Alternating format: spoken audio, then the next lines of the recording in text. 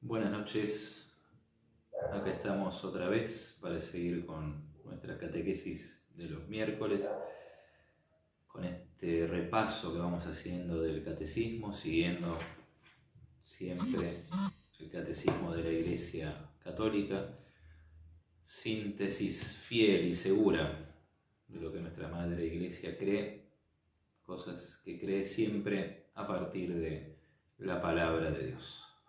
Vamos a seguir hablando en esta noche acerca del sacramento y del misterio grande y admirable de la Eucaristía, después de haber hablado la vez pasada a modo de introducción de esta frase que el Catecismo retoma del Concilio Vaticano II y lo aplica a la Eucaristía diciendo que la Eucaristía es la cumbre y la fuente de la vida cristiana, para darnos a entender, ¿no?, cuál es el lugar que ocupa el sacramento y el misterio de la Eucaristía en nuestra fe.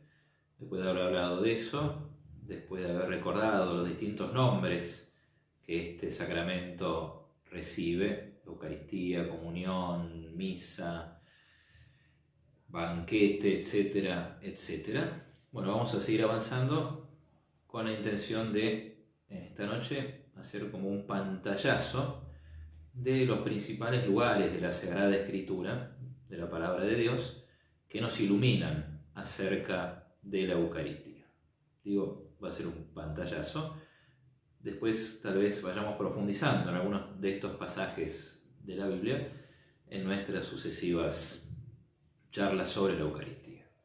Bueno, buenas noches a todos los que están ahí, a Teresa, Isabel, Gonzalo, Olga y a todos los que están conectados del otro lado. Disculpen si no saludo todo porque a veces se me arma lío con los comentarios y los quiero mover y después pierdo las preguntas o las observaciones que ustedes hacen al final de mi parte. Bueno, recemos, pongamos en manos de la Virgen esta charlita. Que la Virgen nos ayude a penetrar en estos misterios iluminados por el Espíritu Santo. Y bueno, pidamos especialmente la gracia de crecer en nuestra fe en relación al Santísimo Sacramento del altar, en relación a la Eucaristía. En el nombre del Padre, y del Hijo, y del Espíritu Santo. Amén. Dios te salve María, llena eres de gracia, el Señor es contigo. Bendita tú eres entre todas las mujeres, y bendito es el fruto de tu vientre, Jesús. Santa María, Madre de Dios, ruega por nosotros pecadores, ahora y en la hora de nuestra muerte. Amén. Ven Espíritu Santo, llena los corazones de tus fieles, y enciende en ellos el fuego de tu amor. Envía tu Espíritu y serán creadas todas las cosas, y renovarás la faz de la tierra. Oh Dios, que has instruido los corazones de tus fieles con la luz del Espíritu Santo, concédenos que sintamos rectamente con el mismo Espíritu y gocemos siempre de su divino consuelo. Por Jesucristo nuestro Señor. Amén. En el nombre del Padre, y del Hijo, y del Espíritu Santo. Amén. Hablemos entonces de la Eucaristía en el plan de Dios, o como dice el Catecismo, en la economía de la salvación. Toda esta obra divina en favor de los hombres, lo recordábamos allá lejos de hace tiempo, cuando repasábamos el credo.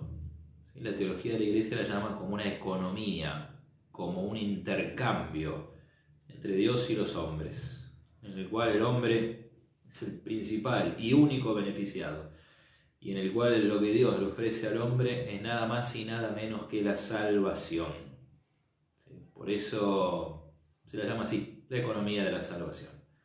A veces me gusta poner en el plan de Dios para que se entienda de qué estamos hablando. Bueno, pasa con la Eucaristía lo que pasa con muchos de los misterios de nuestra fe.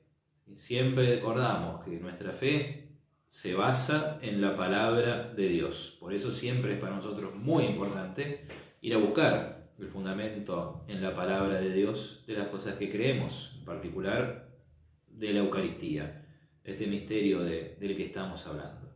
Digo, pasa con la Eucaristía lo que pasa con muchos de los misterios de nuestra fe.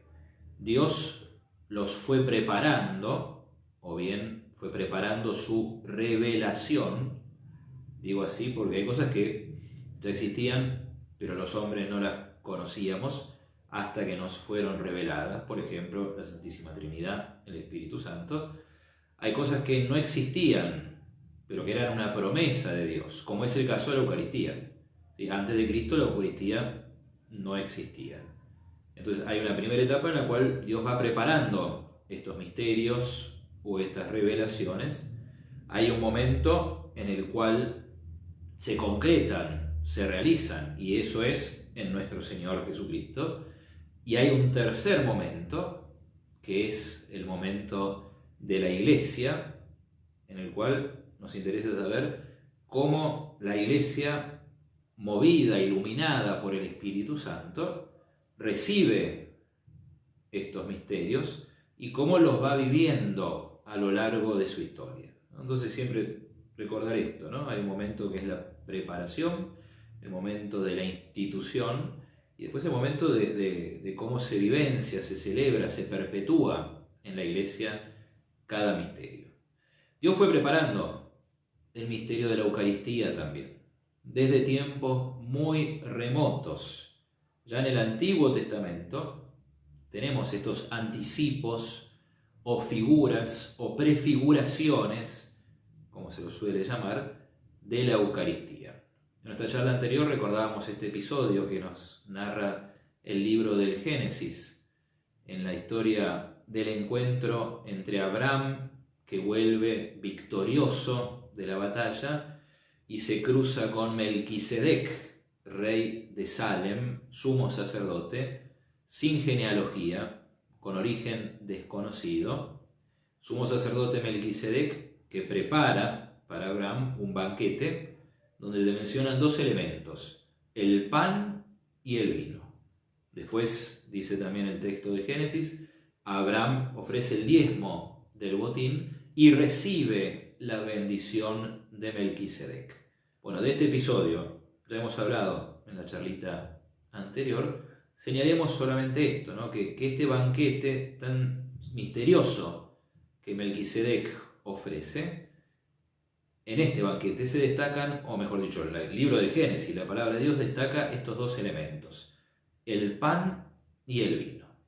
Y nosotros sabemos, y acá sí retomo lo que dice el Catecismo a partir del párrafo 1333, que en el corazón de la celebración eucarística encontramos el pan y el vino, porque el pan y el vino fueron los elementos que Jesús mismo eligió para este sacramento. ¿Sí? Fueron los elementos en los cuales, es difícil hablar de la Eucaristía, porque uno quiere hacerlo con la mayor precisión posible.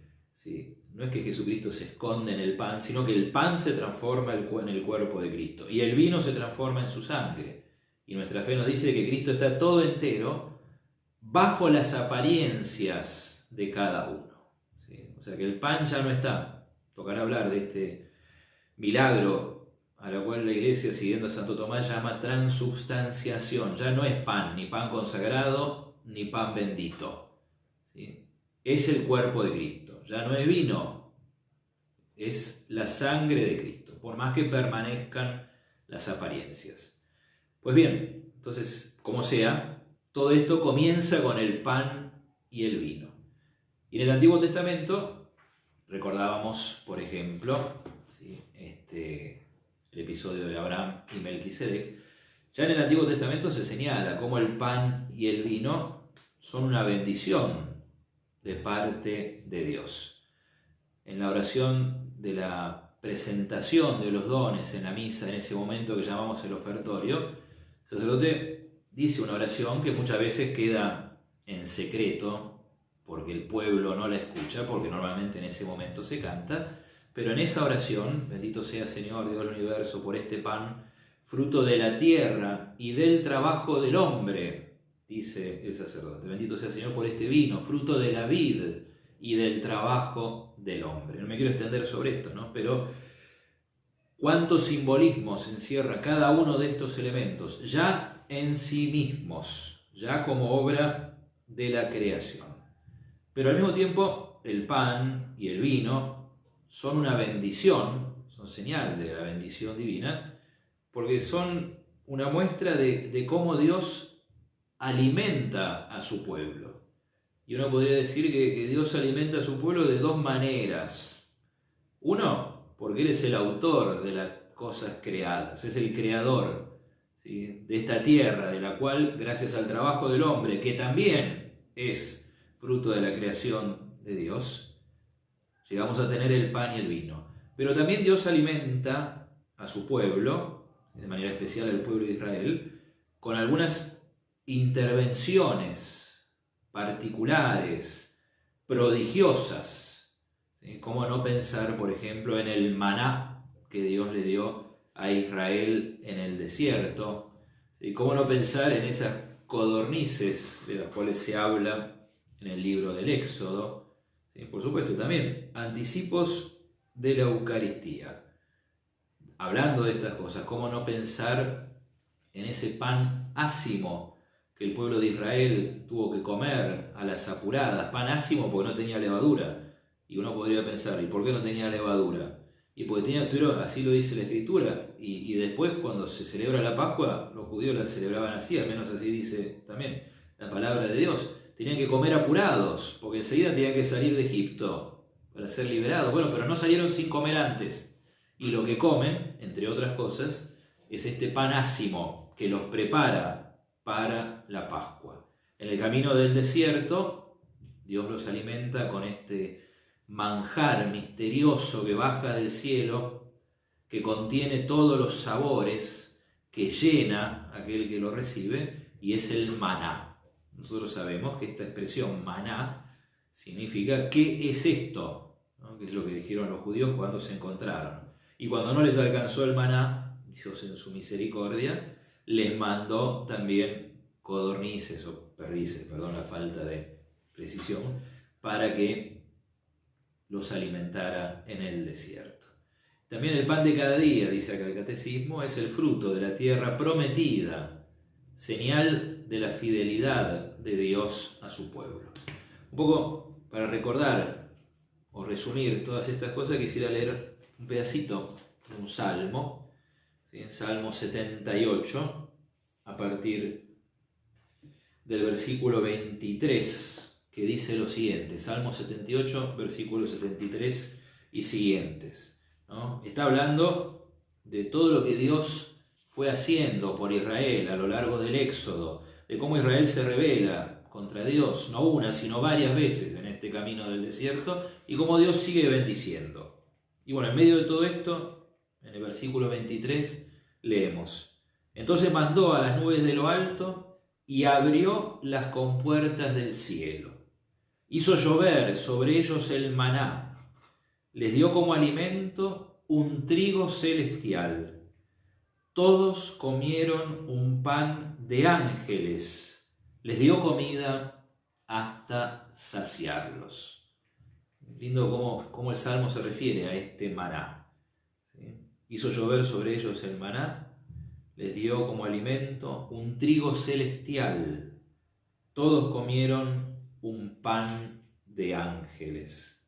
Nosotros justo en estas últimas semanas, en las misas del domingo, hemos venido leyendo el capítulo 6 de San Juan, que es el capítulo en el cual Jesús prepara la Eucaristía, promete la Eucaristía, y una de las cosas que nuestro Señor intenta decirles a aquellos que lo escuchaban, que el verdadero pan del cielo, ¿sí?, no era el maná, o sea, el maná que Dios le dio a Israel en el desierto, trigo celestial, pan de ángeles, no era el pan definitivo. ¿Sí? El verdadero pan del cielo es el que da la vida eterna, porque como dice Jesús en el capítulo 6 de San Juan, ¿sí?, vuestros padres comieron el maná e igual murieron. ¿Sí? El pan vivo, el verdadero pan que baja del cielo, es el que da la vida eterna. Y ese pan es Jesucristo mismo. Esto lo venimos recordando en la liturgia de las misas de estas últimas semanas. ¿Sí? Por eso, claramente Jesús nos da la interpretación de cuál era el simbolismo del maná. ¿Sí? Que como muchas veces pasa con estos misterios, tiene un fin inmediato, que es alimentar al pueblo de Israel en el desierto, mostrar la misericordia de Dios, etcétera, etcétera, pero al mismo tiempo tiene una proyección hacia el misterio de Jesús y los misterios de nuestro Señor, en particular la Eucaristía. Entonces Dios fue preparando ya desde antiguo la Eucaristía. También Jesús fue preparando la Eucaristía antes de su institución. Por ejemplo, con todas las cosas que dice en el Evangelio de Juan, en el capítulo 6. Recién lo recordábamos. Si nosotros sabemos que el Evangelio de Juan tiene esta característica, no nos trae el relato de la institución de la Eucaristía. Enseguida lo vamos a recordar. Pero sí nos trae este capítulo 6, que es la gran promesa de la Eucaristía, que coma mi cuerpo y beba mi sangre, permanece en mí, yo en él, tiene vida eterna y yo lo resucitaré en el último día. Estoy citando un poco de memoria, perdón, pero son todas cosas que hemos recordado en estas últimas semanas. Y Jesús fue preparando, sobre todo con distintos, además de su enseñanza, en esta que encontramos en el capítulo 6 de San Juan, también con algunos milagros muy característicos. Cuando yo estoy diciendo estas cosas, seguramente ustedes ya se acuerdan de con qué milagros preparó Jesús la Eucaristía. Por ejemplo, con el milagro de la multiplicación de los panes. Sí, 2 veces nuestro Señor multiplicó los panes. Uno antes del discurso del pan de vida, y en otro momento, otra vez también Jesús multiplicó los panes. ¿Sí? Dice el catecismo, esta multiplicación de los panes prefigura la sobreabundancia del único pan que es la Eucaristía. Un solo pan. San Pablo dice, todos comemos de un solo pan. Y ese único pan que es la Eucaristía alcanza y realmente sacia, llena a todos los que se alimentan de él. Sin duda es el otro milagro que anticipa la Eucaristía, es el milagro de las bodas de Caná, en la cual es el milagro en el cual nuestro Señor convirtió el agua en vino.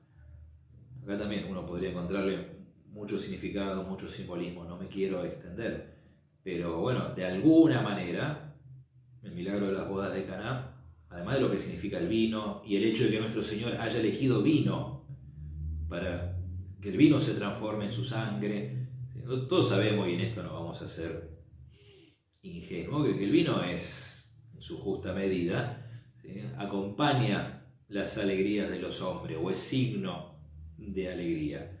El vino te pone alegre, solemos decir. Bueno, Jesús eligió vino. Y el primer milagro de nuestro Señor fue transformar agua en vino.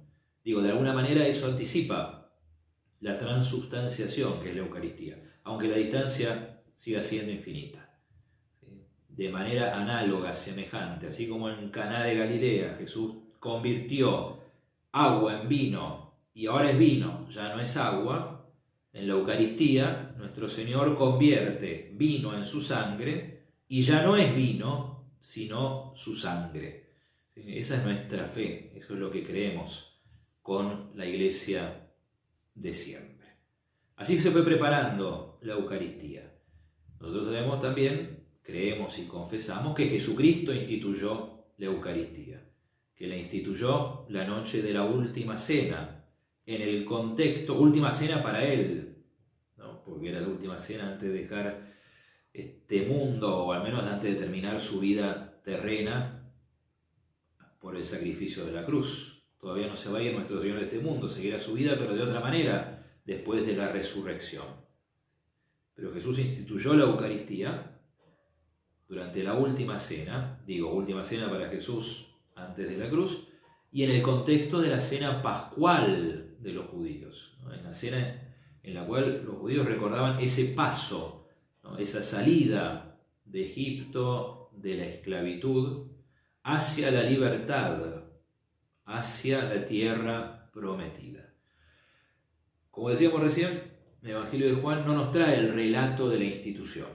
El relato de esto que se llama el relato de la institución, ¿no? O sea, cómo fue que Jesús instituyó la Eucaristía, lo encontramos en los 3 evangelios que llamamos sinópticos, Mateo, Marcos y Lucas, y lo encontramos también en la primera carta de San Pablo a los Corintios. Voy a leer ahora el relato de la institución en la primera carta de Pablo a los Corintios. Después, en las otras charlas de Dominante, volveremos sobre algunos de los relatos de los sinópticos.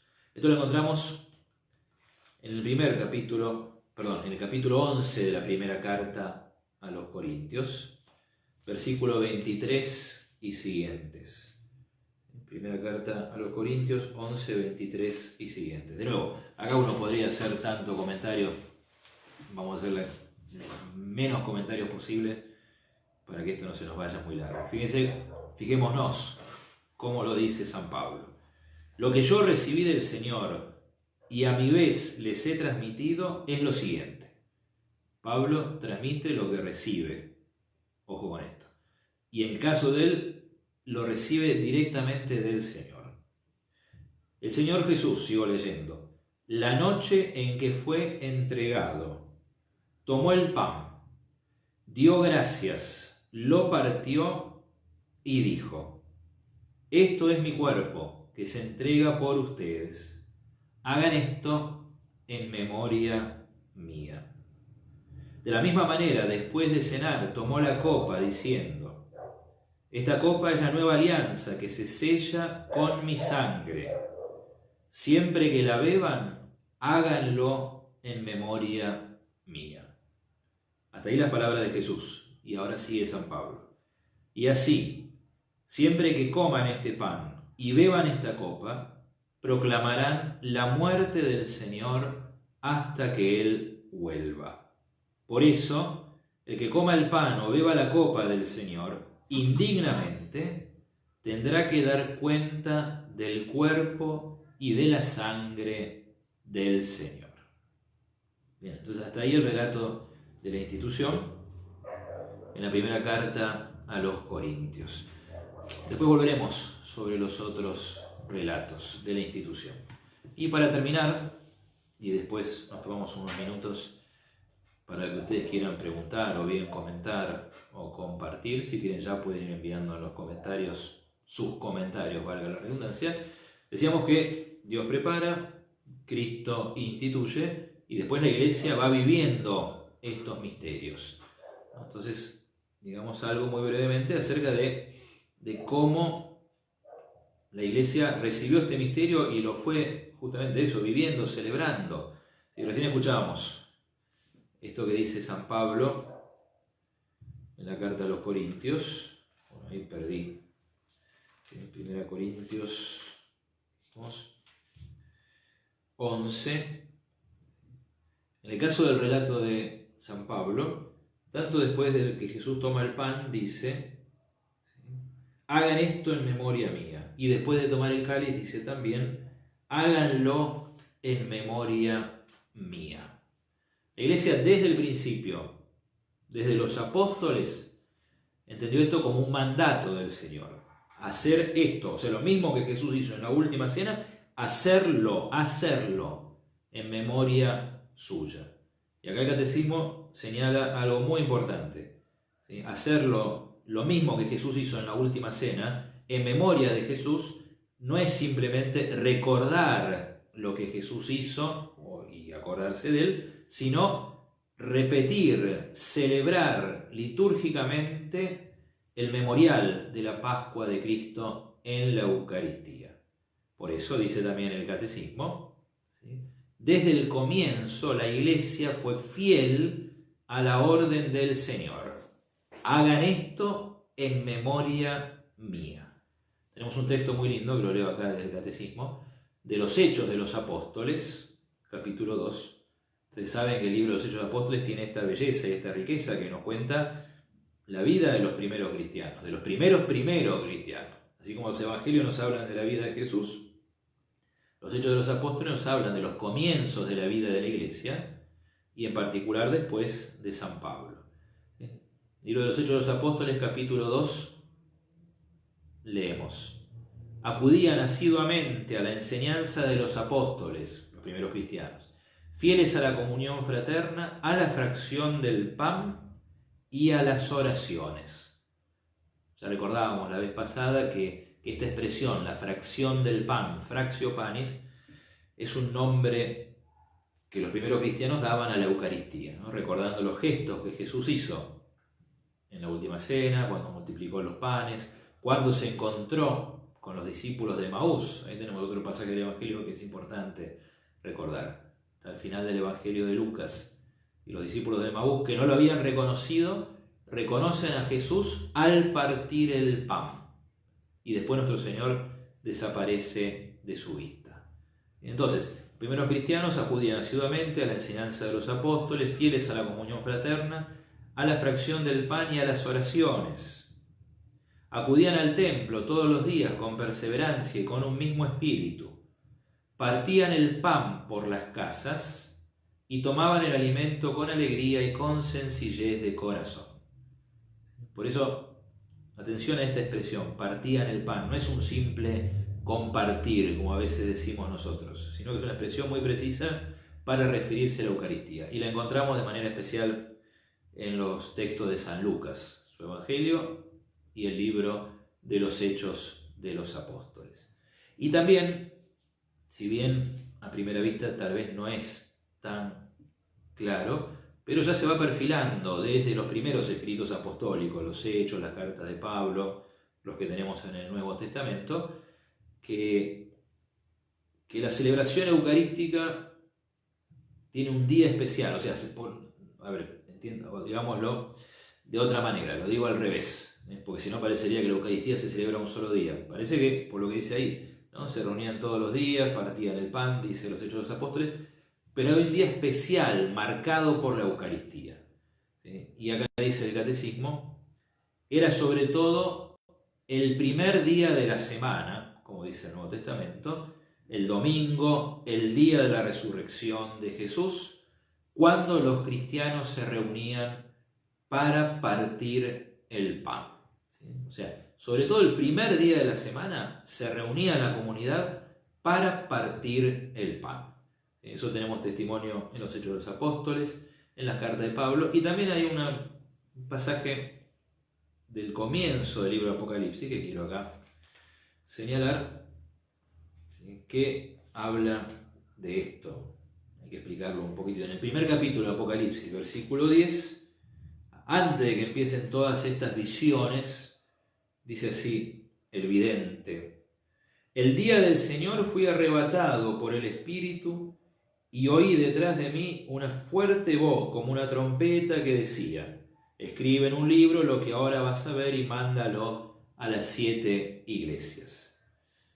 También acá habría tanto para decir, pero toda la visión del Apocalipsis, que además de hablarnos de la parusía, la venida del Señor, etc., tiene muchos componentes litúrgicos, ¿no? Todo eso tiene lugar el día del Señor. Y por último, también recordando las palabras de Pablo, y sobre esto tal vez volvamos, también la Sagrada Escritura nos habla de esta dimensión escatológica que tiene la Eucaristía, porque la Eucaristía es un banquete, con todo lo que dijimos la vez pasada, banquete sacrificial, banquete sagrado, que prepara otro banquete, o que anticipa otro banquete. Esto es interesante, ¿no? Así como la Eucaristía fue prefigurada en el Antiguo Testamento, la misma Eucaristía anticipa, de manera análoga, digamos siempre, parecido, se parece, porque no es exactamente lo mismo, anticipa otro banquete. ¿Cuál?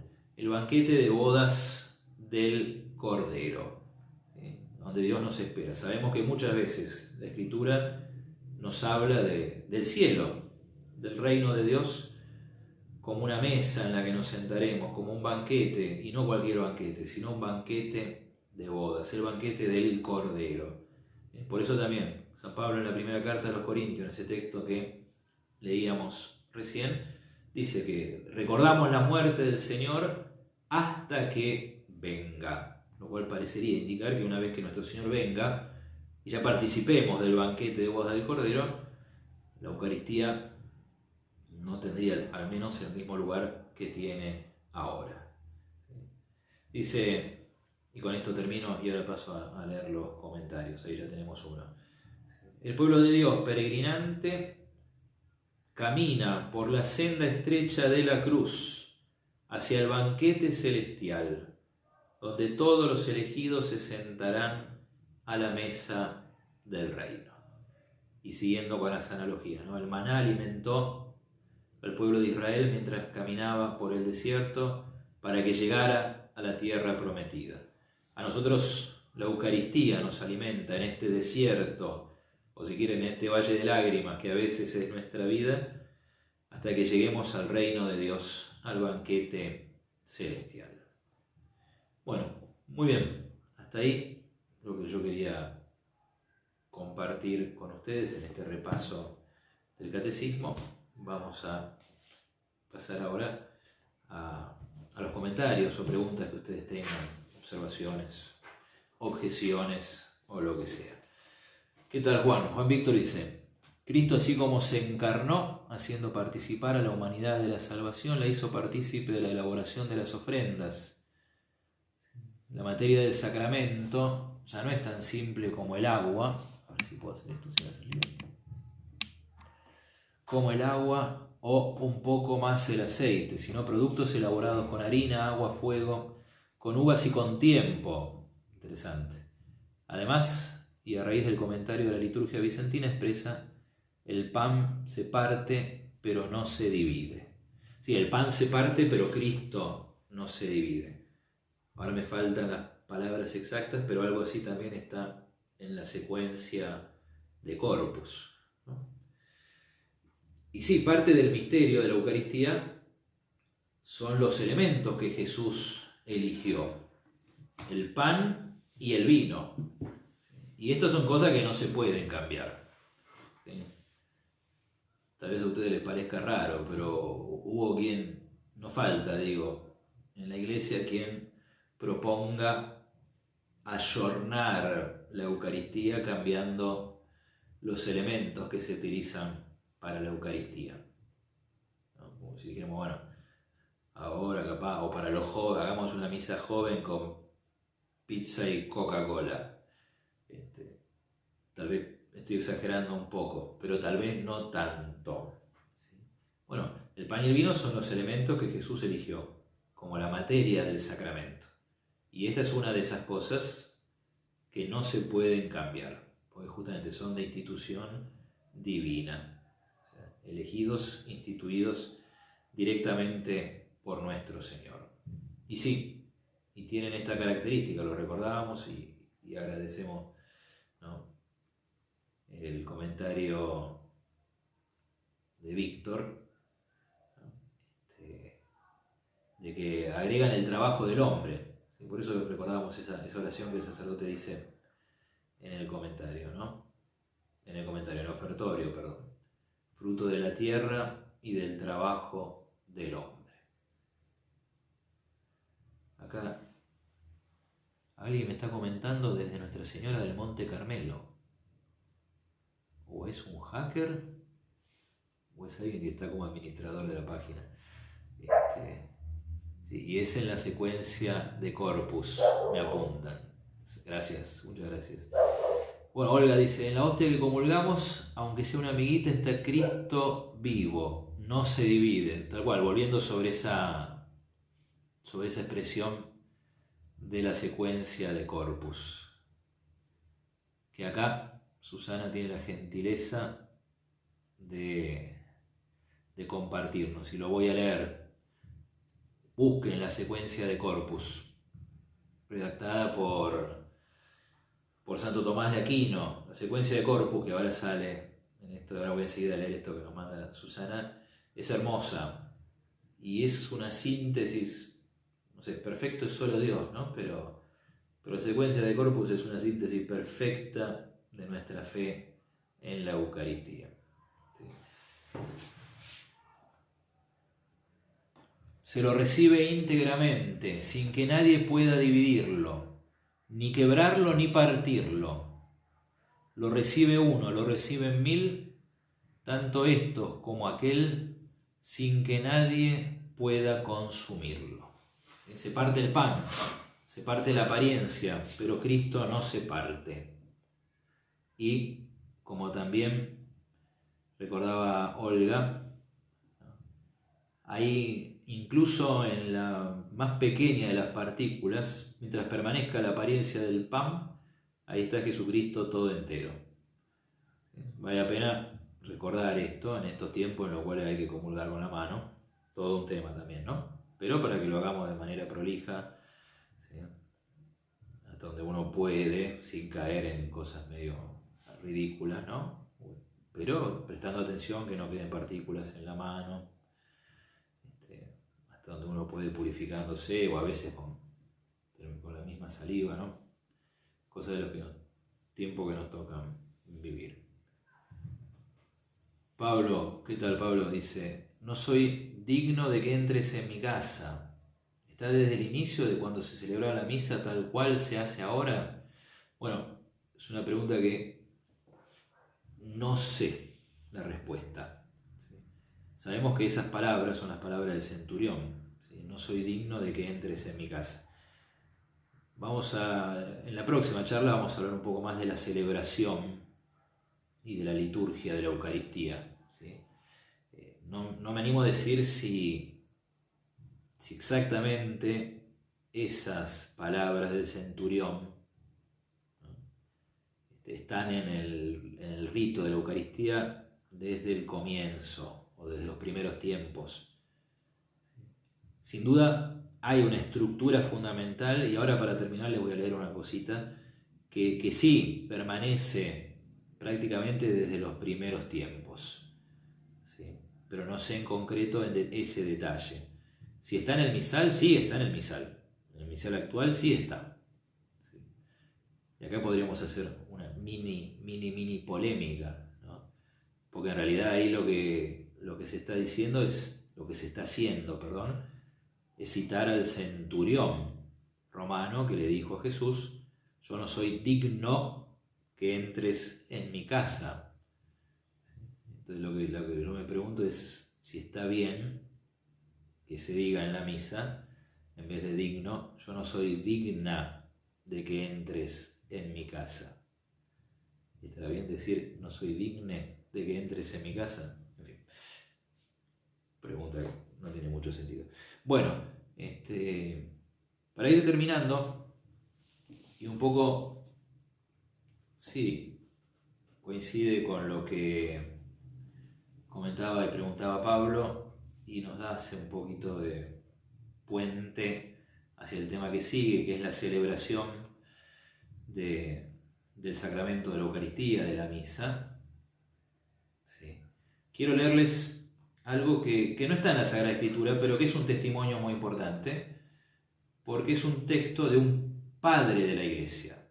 Otro día hablaremos de quiénes son los padres de la Iglesia, ¿sí? En concreto de San Justino, mártir, que fue martirizado en el año 165. O sea, es de los primeros cristianos. Será la segunda generación cristiana, ¿sí?, después de los apóstoles. Y bueno, y San Justino tiene varias obras, era un filósofo, pensador, ¿sí? Y entre esas obras están sus conocidas apologías, ¿no?, en las cuales él defiende a los cristianos de la persecución, ¿sí?, y explica, o sea, se defiende explicando qué es lo que hacen los cristianos, porque se los acusaba de tantas cosas, ¿sí?, como hoy en día. Bueno, voy a leer un texto que es de la primera apología de San Justino, en el cual explica cómo celebraban ellos la Eucaristía. El valor de esto no es palabra de Dios, es un texto patrístico, así se dice, ¿ok? Pero tiene el valor de ser un testimonio muy antiguo. Estamos en el siglo, ¿cuánto? El siglo I, siglo II, entre ahí, ¿sí?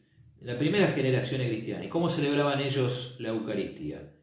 Pensemos que esto que voy a leer lo escribe San Justino justamente explicando a los que persiguen a la iglesia, a los romanos, a quien sea, qué es lo que hacían los cristianos. Dice, terminadas las oraciones, nos damos el ósculo de la paz, el beso de la paz. Luego se ofrece pan y un vaso de agua y vino a quien hace cabeza, que los toma y da alabanza y gloria al Padre del universo, en nombre de su Hijo y por el Espíritu Santo. La traducción es sin duda fiel, pero un poquito tosca, ¿no? Al que hace de cabeza, o sea, se le da pan y vino con un poquito de agua, al que preside la ceremonia. Después pronuncia una larga acción de gracias por habernos concedido los dones que de él nos vienen. Y cuando ha terminado las oraciones y la acción de gracias, todo el pueblo presente aclama diciendo amén, que en hebreo quiere decir así sea. ¿Sí? Piensen en la larga oración que hace el sacerdote en la misa, en la plegaria eucarística, que termina con la doxología por Cristo, con él y en él, y el pueblo responde amén.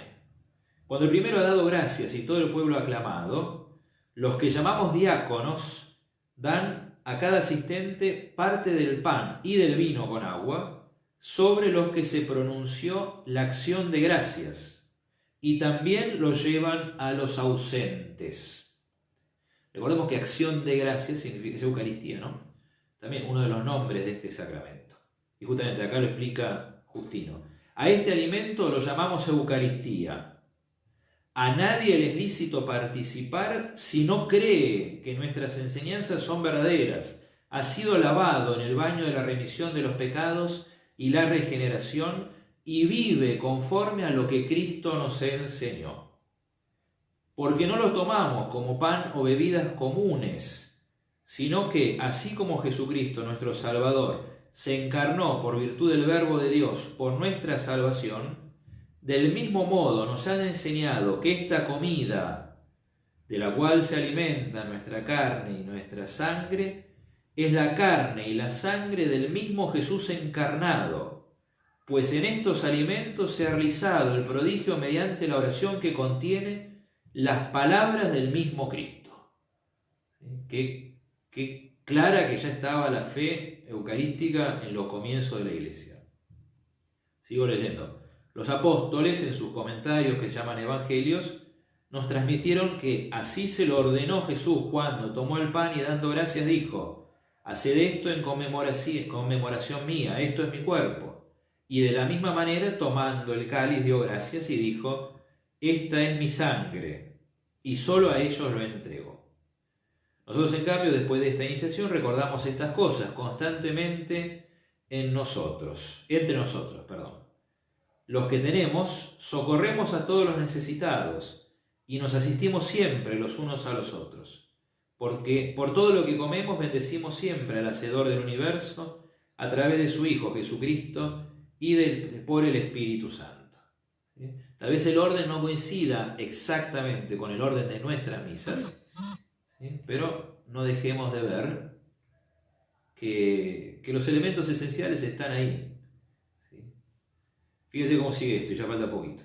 El día que se llama del Sol, o sea, el domingo, se celebra una reunión de todos los que viven en las ciudades o en los campos y se leen los recuerdos de los apóstoles o los escritos de los profetas, mientras hay tiempo. Cuando el lector termina, el que hace cabeza, el preside, el sacerdote, nos exhorta con su palabra y nos invita a imitar aquellos ejemplos. Después nos levantamos todos a una y elevamos nuestras oraciones, las preces. Al terminarlas se ofrece el pan y el vino con agua, como ya dijimos, el ofertorio. Y quien preside según sus fuerzas también eleva sus preces y acción de gracias, y todo el pueblo exclama amén. Entonces viene la distribución y participación de los alimentos consagrados por la acción de gracias, y su envío a los ausentes por medio de los diáconos. 2 veces lo dice. O sea que la Eucaristía se llevaba a los que no podían participar. ¿Y por qué no podían participar? Y en ese tiempo básicamente por 2 motivos. O porque estaban enfermos o porque estaban presos. Por último, los que tienen y quieren dan libremente lo que les parece bien. ¿Sí? Las colectas.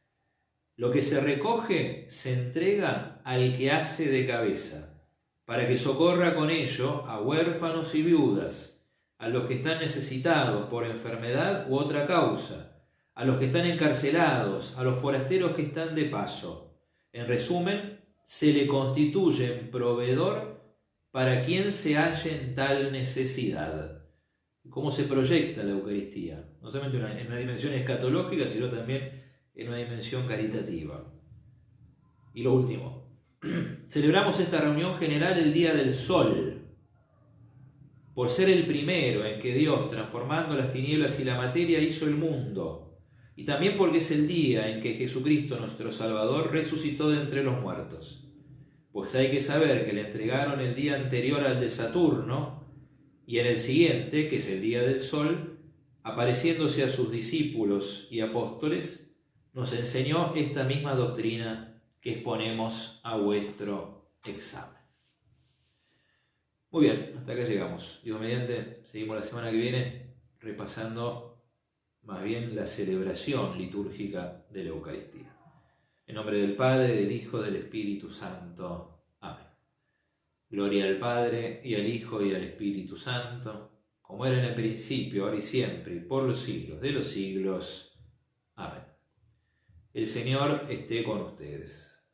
Que la bendición de Dios Todopoderoso, Padre, Hijo y Espíritu Santo, descienda sobre ustedes y permanezca para siempre. Amén. Buenas noches a todos, que la Virgen los cuide a ustedes y a sus seres queridos. Hasta la semana que viene, si Dios quiere.